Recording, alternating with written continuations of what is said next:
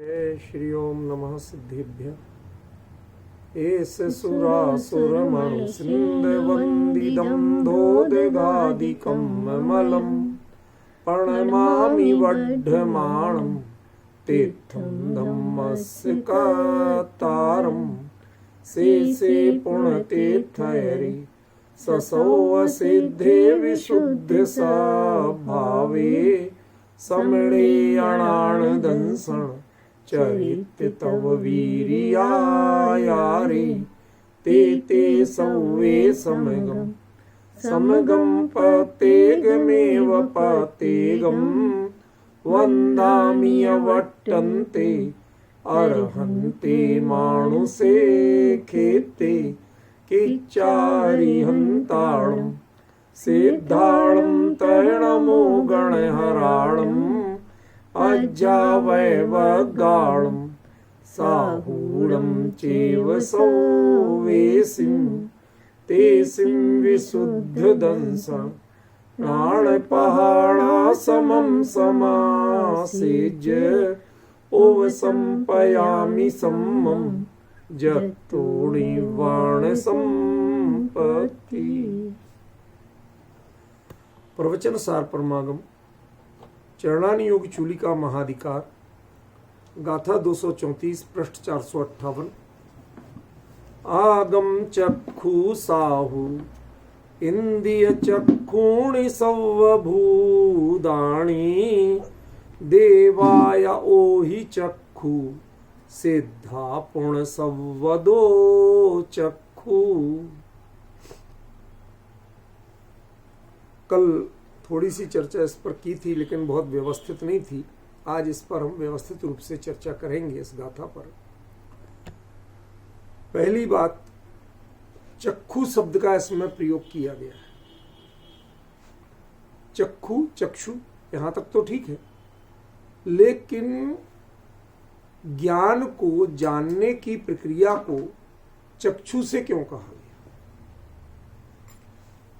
प्रश्न समझ में आ रहा है कि नहीं आ रहा? भाई चक्षु भी तो एक इंद्रिय है, तो उसको चक्षु से क्यों कहा गया? इंद्रिय से उसका परिचय क्यों दिया गया? ज्ञान का परिचय ज्ञान से क्यों नहीं दिया? भाई साधु आगम से जानते हैं, ठीक है ना, तो वो तो जानना हुआ ना। उसमें चक्षु इंद्र क्या कह रहे? चक्षु इंद्रिय ही जानती और बाकी नहीं जानते। माने चक्षु शब्द यहां प्रतीकात्मक है, इंद्रियवाचक नहीं है। ये तो सही है, इसमें हमें कोई आशंका नहीं। लेकिन प्रश्न कहां है? फिर चक्षु इंद्रिय को ही प्रतीकात्मक रूप में क्यों चुना आचार्य ने? बाकी इंद्रियों को क्यों नहीं चुना? समझ गए? देखो, हमारे यहां दर्शन जो है वह कितने प्रकार का कहा गया? 4 प्रकार का। चक्षु दर्शन, अचक्षु दर्शन, अवधि दर्शन और केवल दर्शन। ठीक है ना? मना पर्याय दर्शन नाम का कोई दर्शन नहीं, ख्याल में? चक्षु दर्शन, अचक्षु दर्शन। जो चक्षु इंद्रिय है उसके अलावा बाकी इंद्रियों में जो सामान्य प्रतिभास होता है उसे अचक्षु दर्शन कहा। यदि यहां दर्शन का अभिप्राय लिया होता आचार्य ने तो फिर वो तो अकेला दर्शन तक सीमित रह जाता, ख्याल में?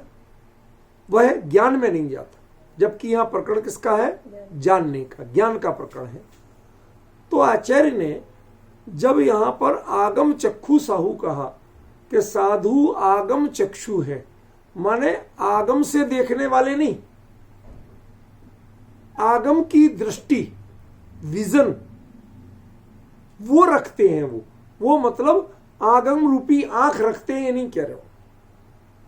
समझ गए ना? देखो, विजन होना एक अलग चीज है और विजन के लिए उसका उपयोग होना एक अलग चीज है। आंख है, देखने का उपकरण है, लेकिन कितना देख पाती है और क्या क्या देख पाती है? बहुत सी चीजें आंख के सामने घटित होती नहीं, उपयोग कहीं और हो तो नहीं आती दिया। आपके सामने सब कुछ हो रहा, लेकिन आपका मन कहीं बटा हुआ है, आपको कुछ भी पता नहीं चलता, कुछ भी दिखाई नहीं देता, जबकि आंख खुली थी। क्यों नहीं दिया? कि वास्तव में ज्ञान उपयोग से होता है, ज्ञान आंख से नहीं होता। ठीक है? आंख से भी नहीं होता और अन्य इंद्रियों से भी नहीं होता। ज्ञान तो ज्ञान से होता है। तो अब जब ऐसा अंतर है तो फिर उसको चक्षु कहा क्यों? प्रश्न तो वही है ना अपना, घूम के प्रश्न क्या है, फिर उसको चक्षु कहा क्यों? यहां पर ज्ञान के प्रतीक रूप में चक्षु को ही क्यों लिया? ख्याल में सुनो, 2-3 कारण हैं, एक एक करके समझाता हूं। ये कोई बहुत सूक्ष्म तत्व की बात नहीं है, लेकिन जब शब्द का प्रयोग ज्ञानी आचार्यों ने किया तो उसका हमें मर्म समझना हो। एक शब्द चलता है प्राप्यकारी और एक शब्द है अप्राप्यकारी। थोड़ा न्याय की भाषा है पर घबराइए मत, सरल है। प्राप्यकारी माने छू के जानना, अप्राप्यकारी माने छुए बिना जानना। नाक के पास तक जब गंध नहीं आएगी, गंध का स्पर्श नाक के अंदर नहीं जाएगा, तो नाक सूंघ नहीं सकती। ठीक है। गर्मी जब तक त्वचा के पास तक नहीं आएगी तो आपको गर्मी नहीं लगेगी। ठीक है ना। सर्दी गर्मी का एहसास नहीं होता। ठीक है। जिह्वा पर यदि आपको रसगुल्ला नहीं रखा जाए तो मिठास का ज्ञान नहीं होता। मिर्ची नहीं रखी जाए तो तीखी नहीं होती, जीभ नहीं जलती। प्लेट में मिर्ची रखी रहे तो आपकी जीभ जलती नहीं जलती। लेकिन ऐसा नहीं है कि जो चीज सब छू के ही ज्ञान होता हो, प्रतिक्रिया होती हो। कई प्रतिक्रियाएं ऐसी होती हैं इन इंद्रियों में भी कि बिना छुए भी हो जाती है। जैसे सामने प्लेट में बढ़िया पकवान रखे तो मुंह में पानी आना, अब ये तो प्रतिक्रिया हो रही कि नहीं हो रही, उसका स्वाद महसूस, लेकिन बिना चखे हो रही। ठीक है ना। इमली, आप स्वाद की बात करते हैं, हम स्वाद पे आ जाते हैं। इमली एक ऐसी चीज है, इसका नाम लो तो दांतों में बिल्कुल वो फीलिंग आ जाती है। कैसे आ जाती है? उसने तो छुआ नहीं, अभी मुंह में इमली गई नहीं, लेकिन हो जाती। समझ में आए? किससे होती है? कहते वो तो उपयोग से होती है, ज्ञान से होती है। ज्ञान को उसका परिचय है। जो लोग इमली शब्द हिंदी का नहीं जानते हैं, उन्हें इमली शब्द बोलो तो कुछ नहीं होता है। इसका मतलब जो परिवर्तन हो रहा है, जो दांतों में कुछ अलग फीलिंग हो रही है, वो कैसे हो रही है? इमली शब्द से नहीं हो रही है, वो इमली शब्द संबंधी ज्ञान से हो रही है। जिन्हें इमली शब्द का पता नहीं है, उनके सामने इमली शब्द बोलो तो उन्हें कोई ऐसी फीलिंग नहीं आती। ठीक है। चलो, तो जितनी भी इंद्रियां हैं, 4 इंद्रियां, वो कैसी हैं? प्राप्यकारी, माने छू के ही जानती। स्पर्शन हो, रसना हो, घ्राण हो और श्रोत्र हो, शब्द। ठीक है ना। ये 4 इंद्रियां कैसी हैं? प्राप्यकारी, छू के जानती हैं, अपने अपने विषय का ज्ञान करती हैं। तो कैसे करती हैं? छू के जानती हैं। एक चक्षु इंद्रिय है जो अप्राप्यकारी है। वस्तु सामने होगी, निश्चित दूरी पे तो दिखाई देगी, ज्ञान होगा, लेकिन यदि आंख पे चिपका दो तो ज्ञान नहीं होगा। जब छुएगी तो जानेगी नहीं, और जानेगी तो छुएगी नहीं। होता ना। तो आत्मा पर से ज्ञेय पदार्थ से असंपृक्त रह करके, बिना जुड़े जानता है। समझ में? वह उससे विकारी नहीं होता, उसको अपने में प्रवेश नहीं कराता, उसकी अपेक्षा नहीं करता, फिर भी जानता है। ठीक है ना। तो होता है कि नहीं होता? आप स्वप्न देखते हो, उस समय सामने पदार्थ होता है? नहीं होता हो तो बताओ नवीन जी। जब आप स्वप्न देखते हो तो आपके सामने वो पदार्थ है? नहीं है। तो स्वप्न दिखते कैसे? दिखते तो अल्टीमेटली आंखी से, लेकिन वास्तव में किससे दिखते हैं? ज्ञान से। ख्याल में? तो चक्षु इंद्रिय भी उसमें एक माध्यम मात्र है, वरना जानता कौन है? ज्ञान ही जानता है, उपयोग ही जानता है, चक्षु नहीं जानती। अब 5 इंद्रियों में से एक को प्रतिनिधि चुनना था। ठीक है ना। तो उन्होंने 4 इंद्रियों को नहीं चुना। क्यों? क्योंकि वो प्राप्यकारी थी, वो छू के जानती थी, वह ज्ञेय की अपेक्षा रखती थी। लेकिन चक्षु इंद्रिय प्राप्यकारी है, वह आत्मा की तरह, ज्ञान की तरह वस्तु की अपेक्षा नहीं करती है, इसलिए उसको कुछ कुछ अपने से मिलता जुलता जान करके उसको इन्होंने प्रतिनिधि के रूप में चुना। दूसरा, सभी इंद्रियां दो इंद्रियों का काम करती हैं,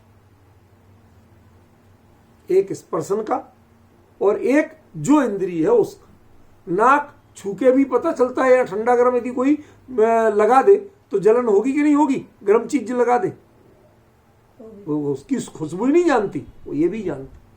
आंख पे भी यदि कोई ठंडा गर्म कोई छुए तो स्पर्श का ज्ञान भी होता है कि नहीं होता, क्या अकेला दिखता ही है कि वो भी होता है। कान से भी वो बात है, सब होता है ना। तो ये कहना चाहते हैं कि जो आंख है, कान है, ये सब दो दो इंद्रियों का ज्ञान कर रहे हैं, क्योंकि मूल में स्पर्शन इंद्रिय है और साथ ही ये अपने अपने इंद्रिय विषय का ग्रहण कर रहे हैं। लेकिन फिर चक्षु को सर्वश्रेष्ठ क्यों कहा? अब प्राप्यकारी वाला मैटर तो हो गया। अब दूसरा, चक्षु को सर्वश्रेष्ठ क्यों कहा? क्योंकि देख कर ही सब चीजों के बारे में निर्णय होता है। हमारे राजस्थान साइड जाइए, गुजरात साइड भी चलता है थोड़ा थोड़ा, जो राजस्थान से जुड़ा हुआ गुजरात है, वहां बोलते चख कर देखो, छू कर देखो। तो एक काम करना, मैं तो बेवकूफ आदमी हूं, तो मेरे को किसी ने कहा चख कर देखो, तो उन्होंने जो दी थी मिठाई मुझे, तो मैंने चखी और फिर ऐसे देखने लगा। तो कहते हैं क्या कर रहे हो, खाओ ना। आप इन्हें तो कहा चख कर देखो, तो मैंने चखी भी हो फिर देखने लगा। कहते उसका अर्थ देखना नहीं है। पॉइंट समझ रहे नहीं, कुछ और कहना चाहता हूं। उसका अर्थ क्या है? देखना नहीं है, माने उच्चक करके उसका निर्णय करो। अन्य इंद्रियां ज्ञान के बिना निर्णय नहीं कर सकती, लेकिन जो चक्षु का काम है वह अपेक्षाकृत निर्णय में सहायक होती है। ख्याल में?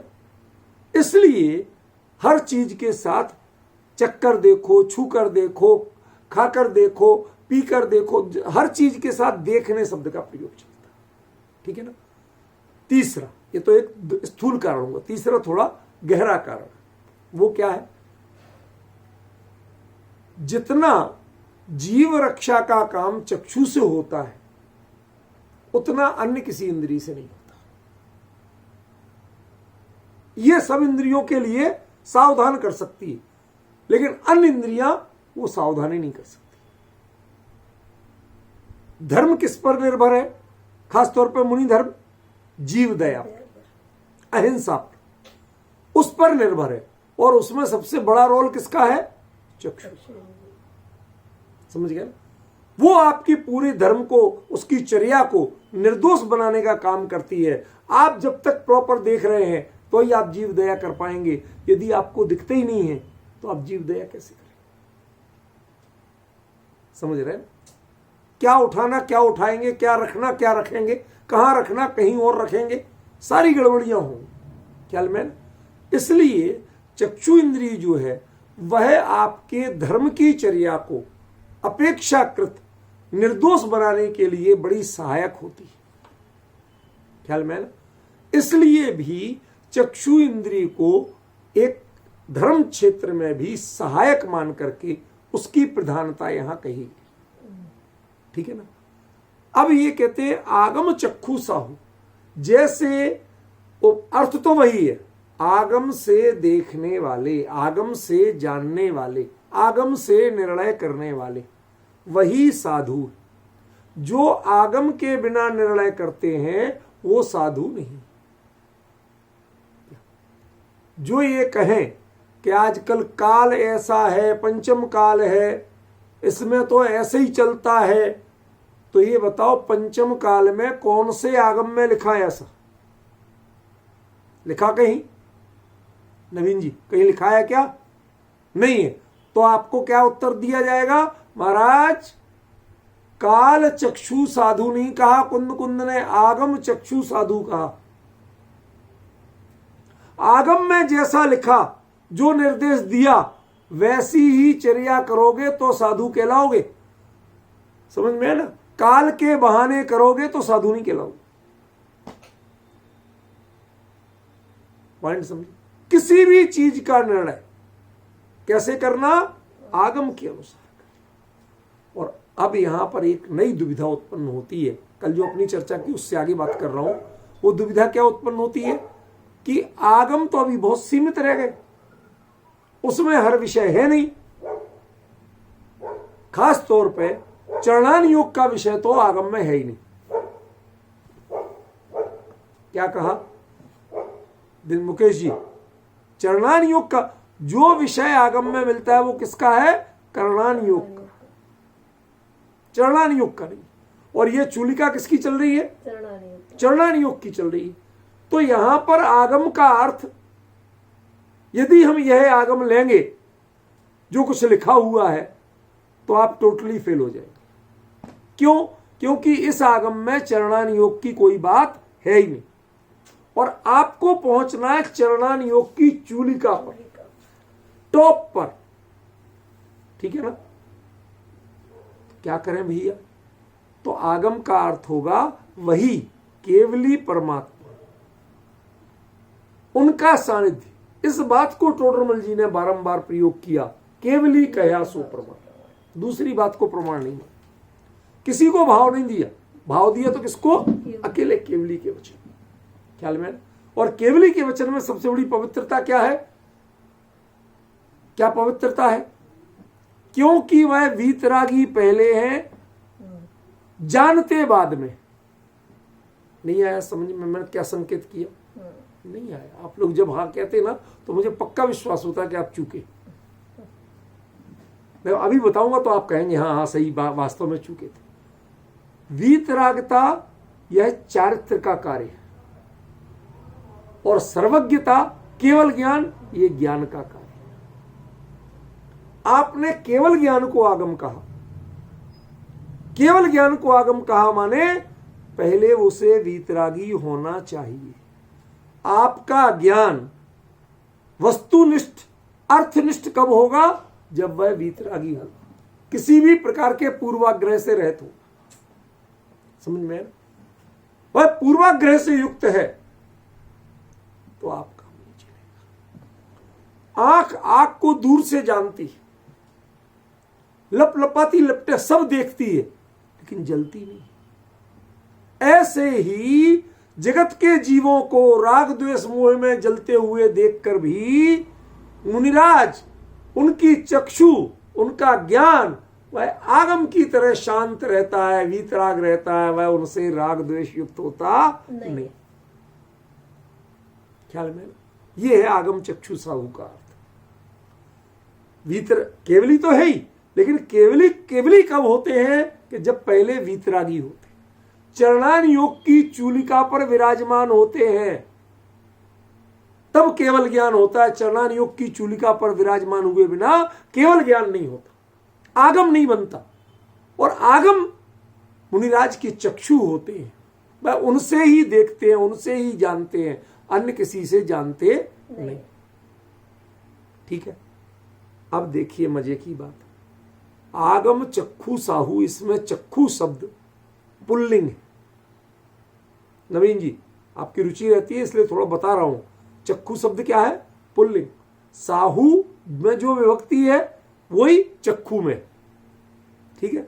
आगम के चक्षु वाले साधु होते हैं। ठीक है? अब आगे क्या कह रहे हैं? इंद्रिय चक्षुणी सव्व भूतानि। आप कहेंगे कि साहू शब्द पुल्लिंग है इसलिए चक्षु शब्द पुल्लिंग कहा। ठीक है ना? अब जीव शब्द पुल्लिंग है कि नपुंसकलिंग है? बोलो ना नवीन जी, कैसा है? पुल्लिंग है ना? लेकिन यहां क्या कहा? सव्व भूतानि नपुंसकलिंग का, और चक्षुणी माने केवली की तरह वीतरागी होकर के वस्तु स्वरूप को जो देखेगा जानेगा वही पुरुष है, वही पुल्लिंग कहलाने लायक है। और जो जीव होकर के भी इंद्रिय चक्षु इंद्रियों की गुलामी करेगा, ज्ञान को ज्ञानम ज्ञाने प्रवर्तते, ज्ञान ज्ञान में प्रवर्तित नहीं होकर के इंद्रियों से प्रवर्तित होता है। इंद्रियां जितना बताती हैं उतना जानता है, वैसा देखता है, उसमें मोह भरा होता है, वह वस्तु के अनुसार नहीं जानता। ख्याल में ना? इसलिए यहां पर आचार्य देव ने नपुंसक लिंग का प्रयोग किया। आपको याद होगा, आप लोगों के बीच में एक बार मैंने समय सार जी की दूसरी गाथा से ये बात कही थी। स्व समय और पर समय की चर्चा आती है, उसमें ये बात कही थी। आचार्य देव ने वहां भी यही प्रयोग किया, पुल्लिंग और नपुंसक लिंग का। जो पुल्लिंग है, जीवो चरित्र दर्शनार्थिदो, चारित्र दर्शन ज्ञान में स्थित जीवो, पुल्लिंग शब्द का प्रयोग किया। पोगल कम पदे सठिदम, अब ये भी जीव है, पुद्गल कर्म के प्रदेशों में स्थित कौन है? जीव ही है, लेकिन उसको परसमय कह दिया, नपुंसक लिंग कह दिया। ससमयो पुल्लिंग और परसमयम नपुंसक। इस चीज की कुंद कुंद के इस विभाजन की, इस वर्गीकरण की यदि हम व्याकरण की दृष्टि से देखें तो बिल्कुल कुंद कुंद फेल हो जाते हैं। क्योंकि जीव शब्द जब पुल्लिंग है तो उसे आप नपुंसक लिंग कैसे प्रयोग कर सकते? समय शब्द जब पुल्लिंग है तो उसे आप नपुंसक लिंग कैसे प्रयोग कर सकते? समझ रहे कि नहीं समझ रहे? लेकिन आचार्य ने लगातार किया ऐसा प्रयोग। ठीक है, अब क्या वो भाषा नहीं जानते थे? क्या वो लिंग विभाजन नहीं जानते थे? सब जानते थे। जानते हुए उन्होंने प्रयोग किया। क्यों? क्योंकि वह इतना सा टर्न करके, इतना सा ट्विस्ट करके वह अर्थ को प्रधानता देना चाहते थे, व्याकरण को प्रधानता नहीं देना चाहते थे। समझ गए? वो कहते हैं कि जो यदि पुद्गल कर्म के प्रदेशों में स्थित है वो तो नपुंसक है, वह जीव है ही नहीं, वह पुरुष है ही नहीं। अस्ति पुरुष चिदात्मा, चैतन्य स्वरूप में रमने वाला आत्मा ही पुरुष, बाकी पुरुष नहीं। ये समय सार में चर्चा आई, वही का वही प्रयोग आचार्य यहां कर रहे हैं कि जो आगम चक्षु है वह साहू माने पुल्लिंग प्रयोग कर रहे हैं। ठीक है, और इंद्रिय चक्षुणी सर्वभूतानि, सारे जीव जो हैं, जीव हमेशा पुल्लिंग शब्द है, चाहे संस्कृत हो चाहे प्राकृत हो, सब जगह पुल्लिंग शब्द है। लेकिन यहां क्या प्रयोग किया है नवीन जी? नपुंसक लिंग प्रयोग किया। इसका मतलब है कि जो ज्ञान को ज्ञान के रूप से, निर्विकार रूप से देखने जानने के उपयोग में नहीं लेता है, इंद्रियाधीन प्रवृत्ति कराता है, वह वास्तव में चेतन कहलाने का अधिकारी ही नहीं है। वह तो नपुंसक है, उसने अभी चेतनत्व को जाना ही नहीं। ख्याल में ना? ये इसमें अर्थ अभी ये शब्दार्थ ही कर रहा हूं, लेकिन ये इसकी एक छोटी सी गहराई। अब देखिए, देवा या ओ ही चक्षु, अब देखिए देवा फिर से पुल्लिंग कर दिया, ओ ही चक्षु, अवधि चक्षु, ये भी पुल्लिंग कर दिया। तो यहां कौन से देव लिए गए? देवाश चतुर्निकाया। विपिन जी, 4 प्रकार के देव कहेगा कि नहीं कहेगा? भवनवासी, व्यंतर, ज्योतिषी, वैमानिक। तो कौन से देव लिए गए यहां? कौन से देव अवधि चक्षु हैं?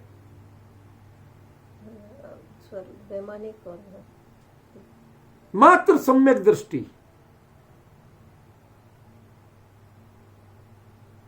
सम्यक दृष्टि का अवधि ज्ञान ही सुअवधि ज्ञान होता है।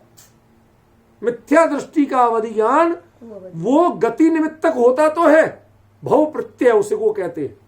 उस देव गति में जाते तो सभी को मिलता है, नरक गति में जाते सभी को मिलता है, वो मिलता सबको है, लेकिन उसे सुअवधि ज्ञान नहीं कहते, सम्यक अवधि ज्ञान नहीं कहते।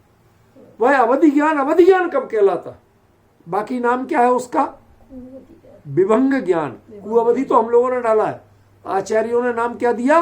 विभंग ज्ञान। समझ गए ना? उसका नाम अवधि ज्ञान है ही नहीं। मिथ्या दृष्टि को जो द्रव्य क्षेत्र काल भाव की मर्यादा से पुद्गल पदार्थ का ज्ञान होता है, इंद्रियों की मदद के बिना जो पुद्गल पदार्थ का ज्ञान होता है उसे विभंग ज्ञान कहते हैं, अवधि ज्ञान नहीं कहते। अभी तक शायद आपने इस ढंग से परिभाषा नहीं पढ़ी होगी। अभी तक तो जो द्रव्य क्षेत्र परिमाण लिए जाने जिए सब ये आपने जो पढ़े ना, असल में यही तो अंतर है। हमने स्थूल रूप से बहुत सी चीजें पढ़ ली, बारीकी से नहीं पढ़ी। कुंद कुंद आचार्य देव वो इतने परफेक्शन वाले आचार्य हैं कि वो जरा सा भी विकल्प स्वीकार नहीं करते, जो चीज है टू द पॉइंट चलते। यहां पर उन्होंने पुल्लिंग कहा। अन्य देव जो हैं वह अवधि चक्षु है क्या? वो तो विभंग चक्षु है, मिथ्या दृष्टि है, कायदे से वो सभी इंद्रिय चक्षु है। क्यों? क्योंकि वह लगे काय में रहते हैं। बताओ, काय में लगे रहते हैं विषय सेवन में। और विषय सेवन किससे होता है? इंद्रियों से क्या इंद्रिय से? इंद्रियों से। समझ गए ना? इसलिए देवों को यदि हम अवधि चक्षु कहेंगे तो किन देवों को कहेंगे? सम्यक दृष्टि देवों को, मिथ्या दृष्टि। यद्यपि उनका अवधि ज्ञान भी पुद्गल पदार्थ के सूक्ष्म पुद्गल का ही निर्णय करता है, वह आत्म तत्व का निर्णय नहीं करता। विपिन जी, अभी तक आपने ऐसी बारीकी से प्रायः अर्थ की विवेचना का अभ्यास नहीं किया। हमने स्थूल अभ्यास किया। अवधि चक्र सभी देवों का अवधि ज्ञान होता, यह सब देवों की बात नहीं है, वैमानिक में भी सबकी बात नहीं। यह बात है सिर्फ सम्यक दृष्टि देवों की। क्यों? यदि ये अंतर कुंद कुंद को नहीं करना होता तो इंद्रिय चक्षु को नपुंसक लिंग नहीं लिखते। जिनके इंद्रियाधीन प्रवृत्ति है, इंद्रिय ज्ञान में जिसकी प्रवृत्ति है, उसको नपुंसक लिंग नहीं लिखते, उसको अचेतन की तरह नहीं लिखते। इसका मतलब मात्र सम्यक दृष्टि आत्मानुभवी ही उन्हें पुरुष के रूप में स्वीकार्य है। पॉइंट ख्याल में आ रहा क्या कहना चाहता हूं? इसलिए यहां देवा या वही चक्षु, अवधि चक्षु कौन? जो सम्यक दृष्टि देव हैं। वह अवधि ज्ञान से निर्णय भले ही पुद्गल का करते हैं, लेकिन वास्तव में वह आत्मानुभवी हैं, सम्यक दृष्टि हैं, विवेकी हैं। इसलिए पुद्गल में रमने के लिए पुद्गल का निर्णय नहीं करते, शब्द आदि का निर्णय करके उससे अपने स्वरूप का निर्णय करते हैं। मैं कहता हूं आपसे, समय सार के बाद पढ़ने के बाद पाने के बाद गुरुदेव ने यह अशरीरी होने का शास्त्र ये क्यों कहा? शब्द तो इसमें भी पुद्गल है, कागज तो इसमें भी पुद्गल है, स्याही तो इसमें भी पुद्गल है। क्यों है कि नहीं है? फिर इसे अशरीरी होने का शास्त्र क्यों कहा? वो शब्द जो कान में पढ़ते हैं वो भी पुद्गल है, भाषा वर्णना पुद्गल है। फिर आप क्यों सुनना चाहते हो कि शब्द के ज्ञान के बाद जो अंतरंग में भावों में हम परिवर्तन करते हैं ज्ञान से, विवेक से, उससे हम निर्णय किसका करते हैं? विपिन जी, किसका निर्णय करते हैं? निर्णय करते हैं अपने ज्ञायक स्वरूप का। रमने की प्रेरणा किसमें लेते हैं? कि ज्ञायक स्वरूप में लेते हैं। वह भोगों में, विषयों में और पुद्गल में रमने की प्रेरणा नहीं लेते। समझ गए? अभी चर्चा थोड़ी ज्ञान प्रधान है तो आपको थोड़ी सी अच्छे अच्छे लोगों को दिन भर की थकान दिखा रहे हैं, और जब आप लोग जमाई लेके थकान दिखाते ना तो मेरे जैसे व्यक्ति का दिमाग का फ्यूज उड़ जाता है। मैं किसी एक को नहीं कह रहा हूं, तकरीबन सबकी स्थिति यही हो रही है, इसलिए कह रहा हूं। ठीक है ना? समझ में आ रही कुछ बात? कहां फोकस करना चाहता हूं? यदि यहां ओही चक्षु का अर्थ पुद्गल को जानना मात्र होता तो इसका अर्थ कभी बैठता ही नहीं। इसे आचार्य पुल्लिंग में प्रयोग नहीं करते। जब इंद्रिय चक्षुणी सब भूताणी में नपुंसकलिंग प्रयोग कर रहे तो यहां ये पुल्लिंग का प्रयोग नहीं करते। देखो 3 में कहा पुल्लिंग, आगम चक्षु साहू पुल्लिंग, ओ देवा या वही चक्षु पुल्लिंग, सिद्धापुर संवदो चक्षु पुल्लिंग, तो आपको देवा का जो वही चक्षु है, इसका निर्णय विवेक से करना पड़ेगा, वरना आप चूक जाओगे। अवधि ज्ञान के धारी, पुद्गल को जानने वाले, ये नहीं है यहां अर्थ। सर्वार्थ सिद्धि में 33 सागर तक करते क्या है? चर्चा करते हैं ना। चर्चा कैसे होती है? शब्दों से। शब्द क्या है? भाषा वर्गणा। भाषा वर्गणा क्या है? पुद्गल। तो आप उस चर्चा को धन्य क्यों कहते हो? महिमा क्यों करते हो? पॉइंट समझ में आ रहा कि नहीं आ रहा? करते हो महिमा। अरे साहब 33 सागर तक ज्ञायक भगवान आत्मा की चर्चा, दूसरा विचार नहीं करते। अरे भैया है तो वो पुद्गल ही ना, कि पुद्गल के माध्यम से पुद्गल का निर्णय नहीं करते, पुद्गल का माध्यम लेकर के निर्णय करते हैं चेतन का, चिंतन करते हैं चेतन का, पुरुषार्थ करते हैं चेतन का, पुद्गल का पुरुषार्थ नहीं करते। तब वह है वही चक्षु। और यदि वह पुद्गल का पुरुषार्थ करने लगे तो वह विभंग चक्षु होंगे, चक्षुणी होंगे, वह वही चक्षु नहीं होंगे। यहां कहीं नहीं लिखा, मैंने खूब पढ़ लिया, कहीं नहीं लिखा कि यहां देव माने मात्र सम्यक दृष्टि देव लेना, कहीं नहीं लिखा। लेकिन यह अंतर जो कुंद आचार्य देव ने बड़ी सावधानी से किया, बाकी तीनों को पुल्लिंग प्रयोग किया। अब सिद्ध के बारे में आप विकल्प कर नहीं सकते, क्योंकि वो तो स्वरूप में लीन है ही, इसलिए वो पुल्लिंग है ही। साधु वह केवली के अनुसार चल रहे हैं, इसलिए पुल्लिंग है, उसी मार्ग पे चल रहे हैं। अब आपको दुविधाजनक रह गया एक, देव, अवधि चक्षु। यहां पर तो सामान्य कह दिया, जो अवधि ज्ञान के माध्यम से पुद्गल पदार्थ का जानते हैं। मैं इससे सहमत नहीं। क्या कह रहा हूं मैं इससे सहमत नहीं हूं, क्योंकि यदि कुंदाचार्य देव को इतना कहना होता तो वह विभंग ज्ञान भी कह सकते थे। यहां उन्होंने मात्र अवधि ज्ञान कहा है, विभंग ज्ञान नहीं कहा। अवधि ज्ञान सम्यक ही होता है, विभंग ज्ञान होता है मिथ्या। समझे? जैन दर्शन में मूलतः कुअवधि ज्ञान नाम का कोई अवधि ज्ञान नहीं। आप समझ सर्वार्थ सिद्धि वगैरह पढ़िए, सब जगह विभंग ज्ञान कहा गया, उसे अवधि ज्ञान नहीं कहा गया।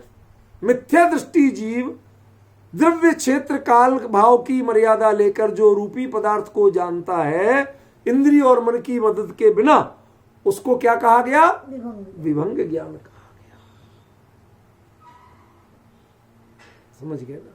ये बड़ी, मैं कभी कभार ऐसा लगता है कि मुझे ये वीडियो बंद करके सुनना, चर्चा करना चाहिए।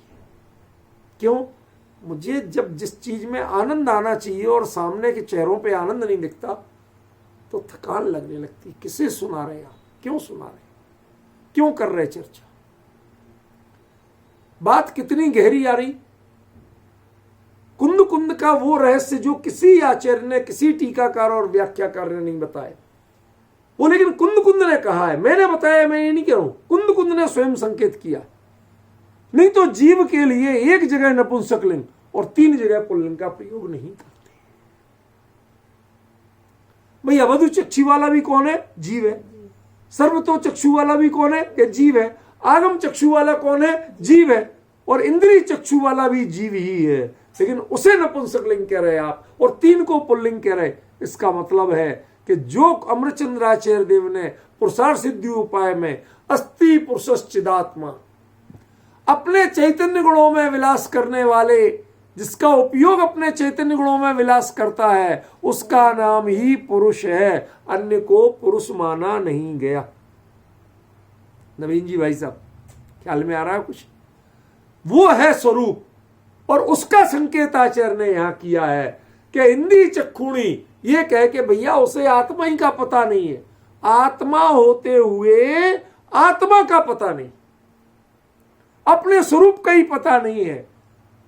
बावड़ा है, बावड़े को बात का कोई बुरा मानता है? क्यों? कोई आदमी किसी का मर्डर कर दे, लेकिन वो पागल सिद्ध हो जाए तो दुनिया की कोई कोर्ट उसे सजा देती है?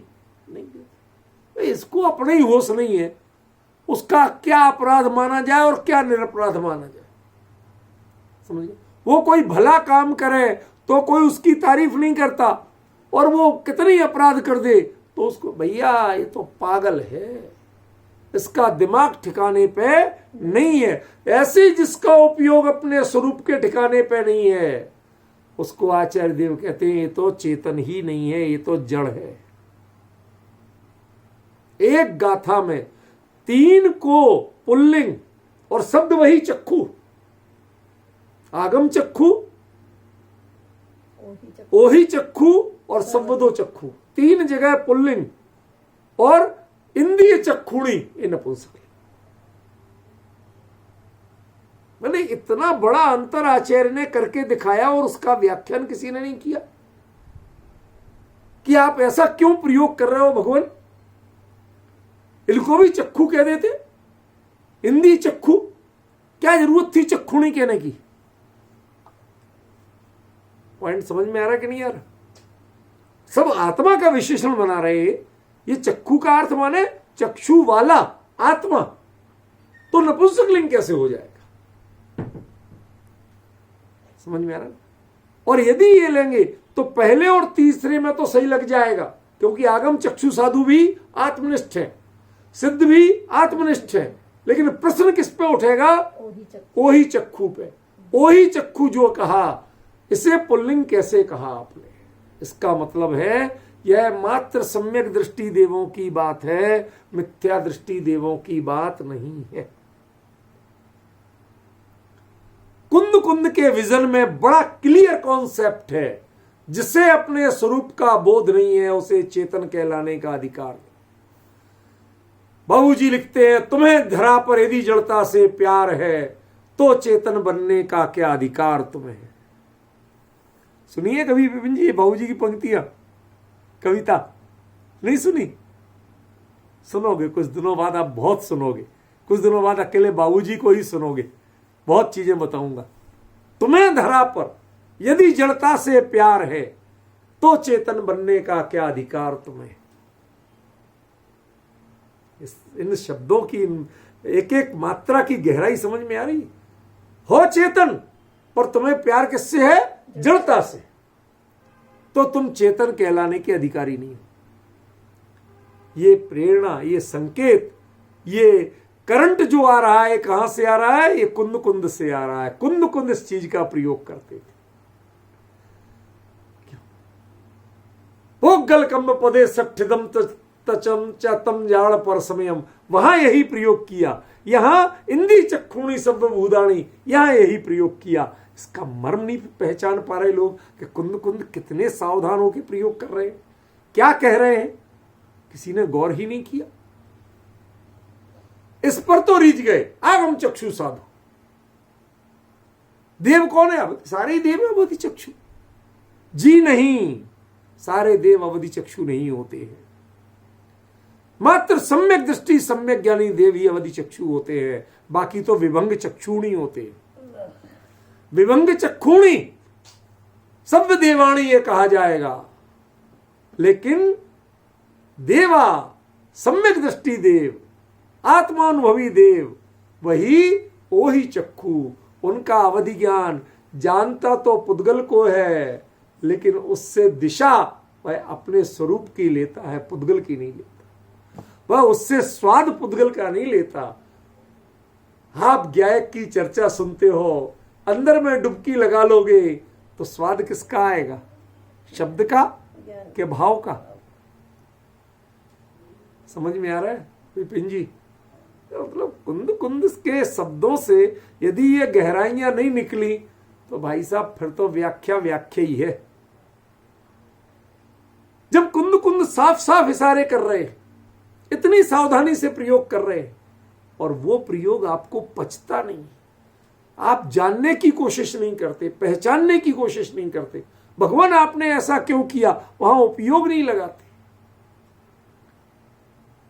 और ये क्यों कहना पड़ा बताओ, बता दूं, पचा पाओगे? कुंद कुंद उस सौधर्म इंद्र आदि से, शची इंद्राणी आदि से अपने आप को जूनियर पा रहे थे। क्यों? क्योंकि ये यहां से देव होने वाले थे और वो जे अगले भाव में जो होते वो अगले भाव में सिद्ध होने वाले थे।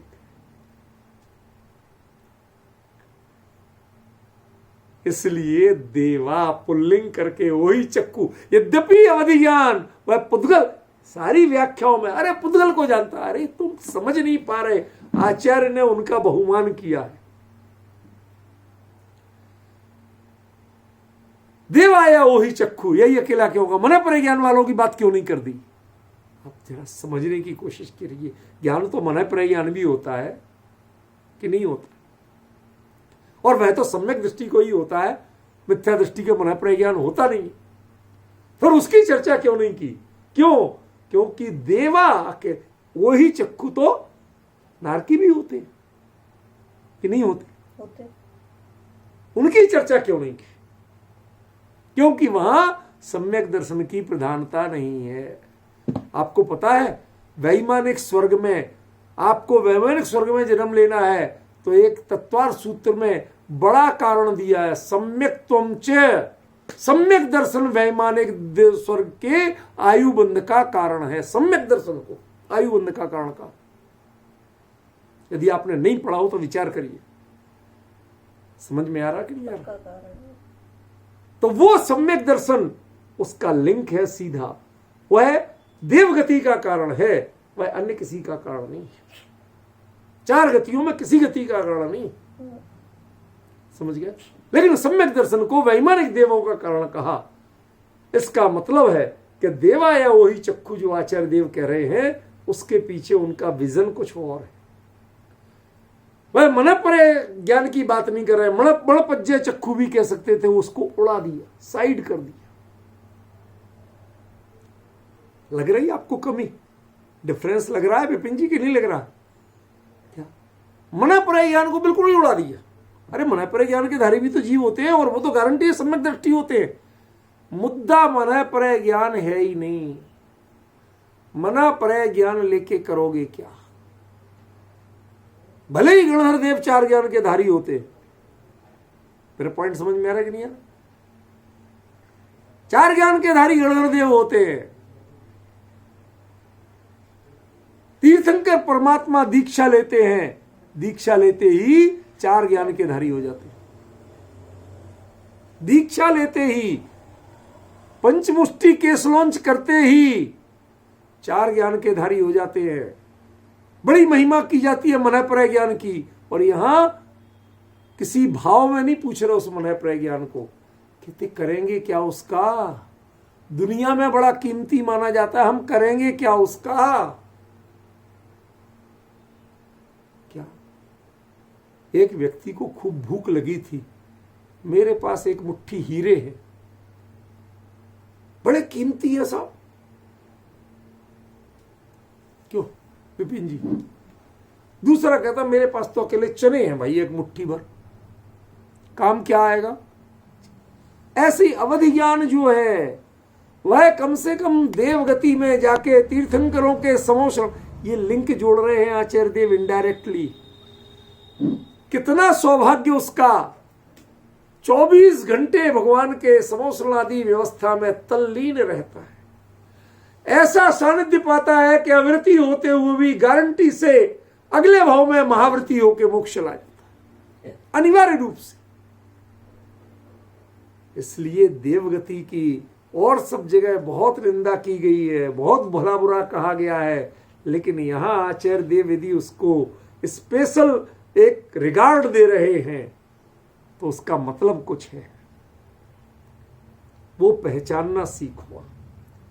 आचार्य देव ने स्पेशली उल्लेख क्यों किया? बात तो साधुओं की थी, साधु से ऊपर सिद्ध होते हैं, बाकी सबको संसारी कह के निपटा देते, इंद्रिय चक्षु कह के निपटा देते। एक देव की चर्चा क्यों की? एक अवधि चक्षु की चर्चा क्यों की? ये बताओ। और मना पर्याय को क्यों छोड़ा? यदि ज्ञान की महिमा करना थी तो मना पर्याय को क्यों छोड़ा? पॉइंट समझ रहे ना? क्योंकि साधना के क्षेत्र में मना पर्याय ज्ञान उपलब्धि भले ही हो लेकिन साधन नहीं है। क्या कहा? प्लीज नोट डाउन, ऐसी चीज बता रहा हूं, साधना के क्षेत्र में मनःपरय ज्ञान उपलब्धि हो सकती है, लेकिन साधन नहीं है, वह साधना का साधक नहीं है। उससे कोई कर्म की निर्जरा नहीं होती, कोई मोक्ष मार्ग नहीं मिलता उससे। भाई एकमात्र तमगा है, मेडल है, इसके अलावा उसकी कोई वैल्यू नहीं। समझे ना? इसलिए इतना दुर्लभ होते हुए भी उस मनःपरय ज्ञान को यहां उल्लेख नहीं किया। ये कुंद कुंद का विजन समझिए, आप बारीकी समझिए, एकदम इग्नोर कर दिया। और बाकी मनुष्यों और किसी की, मनुष्य की चर्चा नहीं की, त्रिंच की चर्चा नहीं की। अरे नारकी भी तो सम्यक दृष्टि हो जाते हैं, राजा सलेखा जी, भावी तीर्थंकर कहाँ है, उनकी भी चर्चा नहीं की। एक संकेत किया, क्यों? क्योंकि भले ही नरक में सम्यक दर्शन हो जाता हो, लेकिन सम्यक दर्शन नरक गति का कारण नहीं। सम्यक दर्शन यदि किसी गति का कारण, गति बंध का कारण कहा गया, तो मात्र देव गति के बंध का कारण। इसका मतलब कुंद कुंद आचार्य का फोकस उस सम्यक दर्शन, उस आत्मानुभूति, उस स्वरूप में लीनता, कहां उनका फोकस है, वो पहचानने की कोशिश कीजिए। कल यही गाथा चली थी, मेरा बिल्कुल वो उपयोग नहीं रम रहा था, चर्चा की थी। क्यों? क्योंकि इन चीजों पर उतना चिंतन नहीं चल पाया था। आज जब ये चीजें ऐसा मतलब मन नाचने को हुआ, हमने कहा अरे आचार्य देव क्या कह रहे हैं। जब कुंद कुंद से सीधा साक्षात्कार करता हूं, सीधा जैसे कुंद कुंद बता रहे हैं और मैं सुन रहा हूं, वो समय जो तृप्ति मिलती है, जो आनंद मिलता है, ऐसा लगता है सामने बैठे कुंद कुंद बोल रहे हैं, बेटा ये सुनो, देखो ये चीज मैंने ऐसी कही, इसका मतलब ये। एक ऐसा अद्भुत आनंद मिलता है। उससे लगता है कि कुंद कुंद वाकई में कुंद कुंद क्यों थे, मंगलम कुंद कुंदाद्यो क्यों बन गए। जो गहराई, जो बारीकी, जो सावधानी कुंद कुंद के लेखन में है, आसानी से और कहीं उपलब्ध नहीं। किसी बड़े से बड़े विद्वान से पूछ लो, भैया इस गाथा में देवा या वही चक्कू का क्या मतलब है।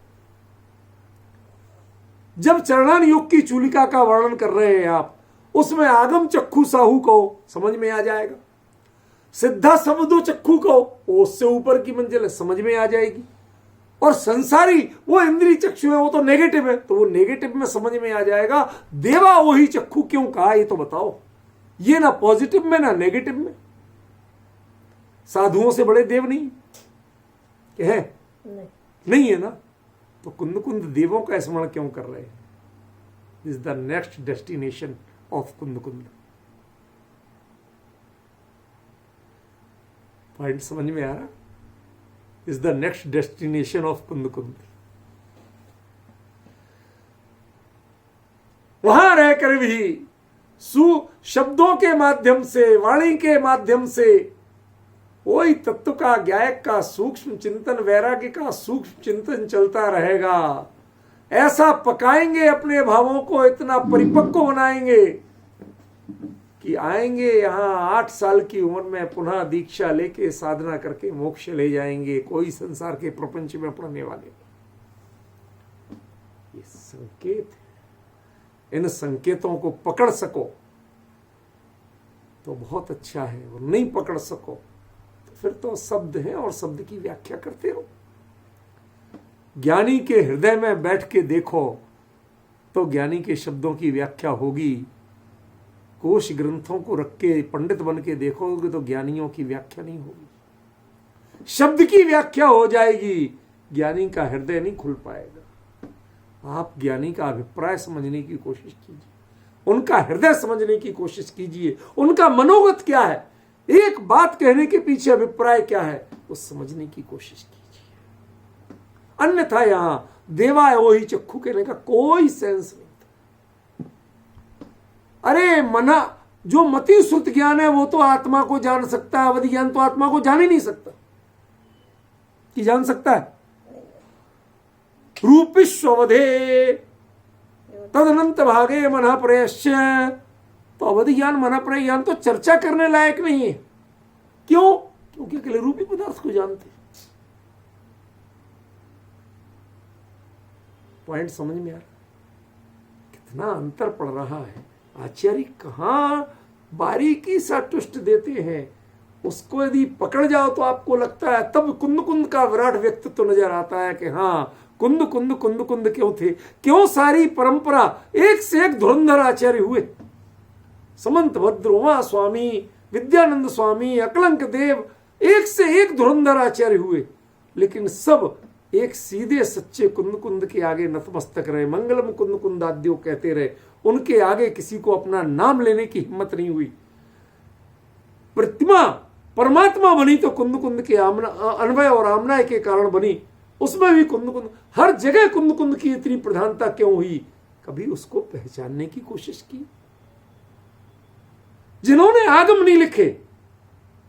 नहीं लिखे, लेकिन उसके बावजूद उनके ग्रंथ परमागम बन गए। क्या कह रहा हूं, जरा बोलने दीजिए, मेरे अपने हृदय के भाव हैं। लगे अच्छा तो सुनिए, नहीं लगे तो मत सुनिए, ऑफ कर दीजिए। क्या जिन्होंने आगम नहीं लिखे, कहीं नहीं दावा किया कि ये सीधा वहां की बात है, ये भगवान की वाणी है, ये दावा नहीं किया। उन्होंने अपनी बात कही, दृष्टांत दे के समझाया, सरलतम रूपों में किया, फिर भी उनके वचन परमागम आगमों से ऊपर बन गए। आत्मा से परमात्मा तो आगम से परमागम कैसे बन गए? ये परमागम शब्द की शुरुआत कुंद कुंद से मिलती है। समझ में आया? आगम को परमागम बनने की कला यदि कहीं है तो वो कुंद कुंद में है, उनके शब्दों में है। जरा पहचानिए। आज तक पता नहीं चलता था कि आचार्य देव ने इस गाथा में, चरणान योग की चूलिका में जो नितांत अवृत्ति होते हैं, उन देवों की चर्चा क्यों कर दी? एक करना थी, सिद्ध की बात तो समझ में आती, और संसारियों की इसलिए आती, तुम नहीं करते हो चारित्र, इसलिए कह सकते हैं। तुम इंद्रिय विषयों में लीन हो तो उनको नेगेटिवली कह सकते हैं। लेकिन देव तो 3 के ना 13 के, वो ना तो उधर पे हैं मुनिराजों में, ना सिद्धों में, और ना भोगियों में, अकेले संसारियों में। इस रूप में, किस रूप में उनकी चर्चा कर रहे हो? अब कुछ समझ में आ रहा है? कुंद कुंद का हृदय जहां जुड़ जाता है तो वो अपना हृदय जोड़ के कोई बात कह देते हैं, उसके अंदर की गहराई वह अतुलनीय होती है, अथाय होती है।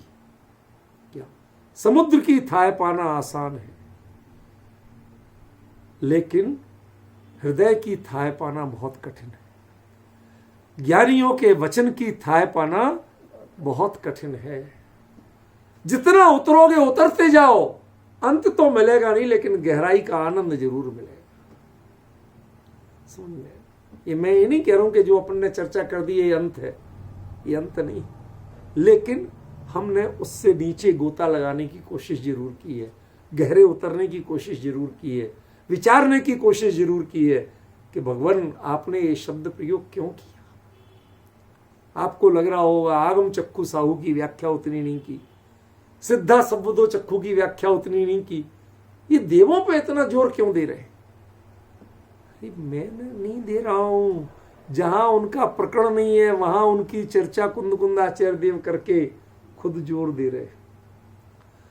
जो चरणान योग की चूलिका के शिखर पर विराजते हैं वो मनःप्रय ज्ञानी भी होते हैं, चाहे गणधर हो चाहे तीर्थंकर मुनिराज हो, उनकी चर्चा नहीं की, उस मनःप्रय ज्ञान की चर्चा नहीं की। जो चरणान योग की चूलिका से जुड़ा हुआ है उसकी चर्चा नहीं की, और जो चरणान योग से बाहर है, देव अवधि ज्ञान, उसकी चर्चा कर रहे हैं।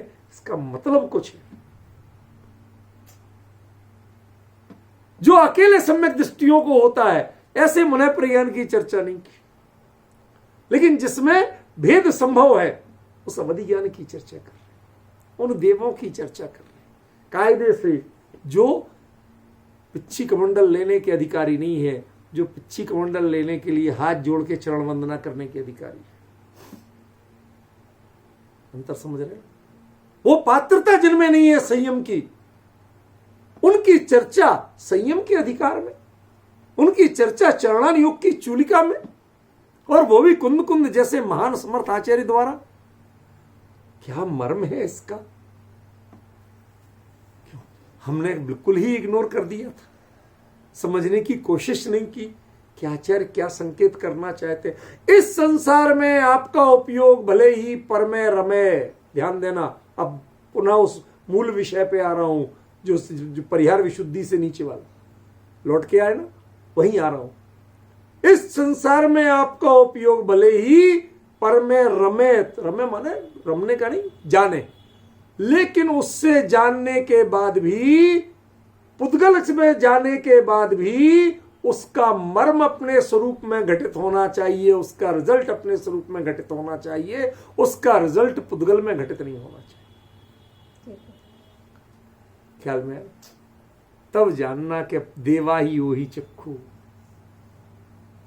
देव हो करके अवधि ज्ञान जैसा ज्ञान लेकर के, उसमें खूबी क्या है?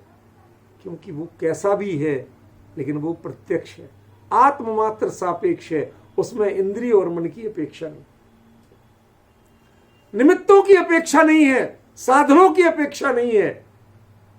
आत्मा अपने से जानता, भले ही जानता हो पुद्गल को, लेकिन जो जानता है उसका मर्म कहां घटाता है? जैसे शब्द पुद्गल है, ग्रंथ पुद्गल है, लेकिन इनसे जाना क्या जाता है, पहचाना क्या जाता है, प्रेरित कहां होते हैं हम? अपने स्वरूप में जाने के लिए। यहां वो अभिप्राय लिया गया, वो सारा विस्तार लिया गया है जो कहीं भी लिखा नहीं मिल रहा।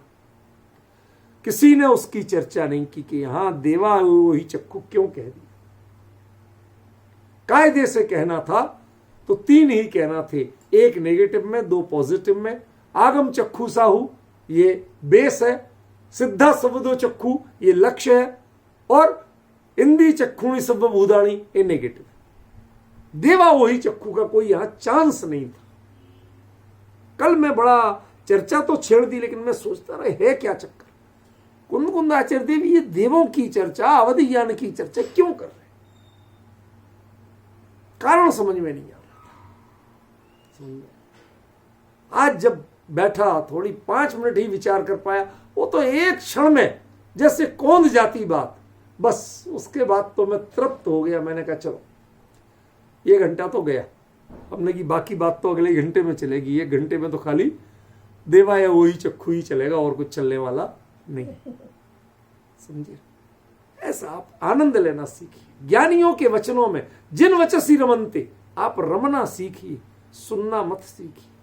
आज परिपाटी होगी सुनने की, रमने की परिपाटी नहीं रही। मोह का अंत कब होता है? जिन वचनों में रमने से होता है, जिन वचनों को सुनने से नहीं। आचार्य के वचन है कि नहीं? जिन वचसी रमनते ये स्वयं वांत मोहा। जिन वचनों में रमना सीखिए, सुनना मत सीखिए, सुनाना मत सीखिए। इसे क्षोभसम ज्ञान का खेल मत बनाइए, इसे ज्ञान मात्र की क्रीड़ा बनाइए। ज्ञान मात्र की क्रीड़ा माने जिसमें उदय उपसम क्षय क्षोभसम की जरूरत नहीं है, जिसमें ज्ञान में ज्ञायक झलके और कुछ झलके ही नहीं। बस समझ लेना, वह ज्ञान चाहे छदमस्त का हो चाहे केवली का हो, वह ज्ञान ज्ञान है, वह ज्ञान क्षय उपसम नहीं। समझे? उस लेवल पे आना सीखिए। आज यहीं तक रख रहा हूं। सिद्धापण सबदो चक्षु की चर्चा यह कल करूंगा, समय होगा।